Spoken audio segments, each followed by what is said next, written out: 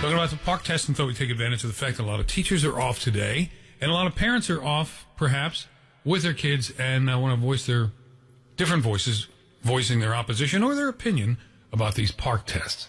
Let me go skip right over to Jacob, who's 15, from Beechwood. This might be the young man that testified last couple weeks ago. I'm not sure. Jacob, hi. Hello, good afternoon. Good afternoon.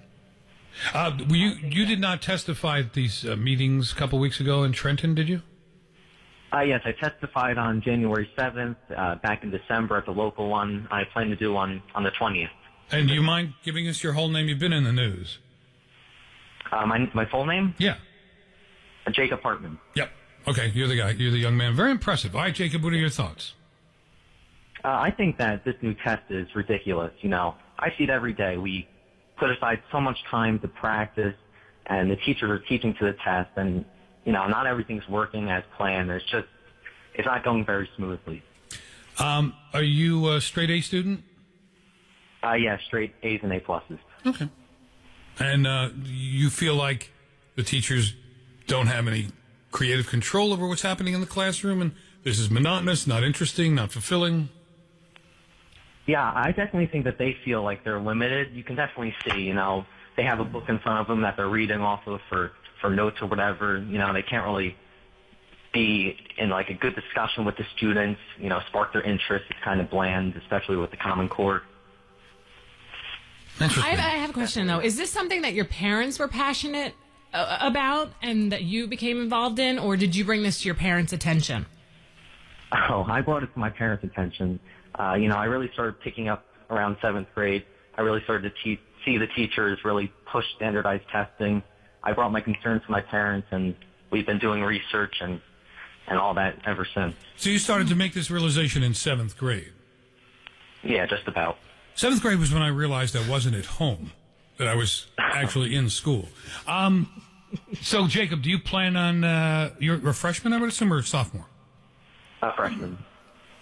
And are you already thinking about your academic career, where you're going to go to college, what you want to study, or are you still formulating? Yes, I have many choices on the table. I'm trying to keep my opportunities open. I'm not trying to focus on one single thing, you know, just so when the time comes, I can make the right decision for that time. And have you gotten any response from your teacher? From my teachers about the Common Core? No, about how you're being very vocal about it. Yeah, I've spoken in front of my classes. You know, they get into education and they ask me to speak. Some have just said keep me updated. So it's pretty good support at my school. Very good. And I would look into welding, Jacob. Welding is a very wide open field. Lots of opportunities. No, I'm kidding. There's tons of opportunities lay ahead of you, many choices, and I'm sure you'll make the right one. You're a very bright young man. Thanks for taking the time to call us today. Thank you. All right. You too. You too. Appreciate the call. You'd be an excellent welder. Dennis. I was trying to think, what would be the exact... We're showing up at school for the first time. It was the 7th grade. He started to realize, you know, that something was wrong with this standardized testing. 7th grade, I realized, hey, I'm not at home. I remember getting my mom's car this morning. There's some big, long, yellow thing. I'm actually somewhere else. I really hated school. Oof. Ricky, it's actually scarred me for life. It has, because you get like a panicky feeling when you're near a school. You could even like drive by a school and you're like, no, go in a different way because I don't want to pass that school. And my son and I are in the same car, driving past the school. We're both like apoplectic. No, I went to Catholic school where they beat you and they, you know, it was sort of a torture chamber. But some important lessons were learned. That's true. Like, don't go near those buildings if you can avoid it. No, but I like to have very, very high value on knowledge and information for sure. And learning. Absolutely. Ricky's in Jobstown.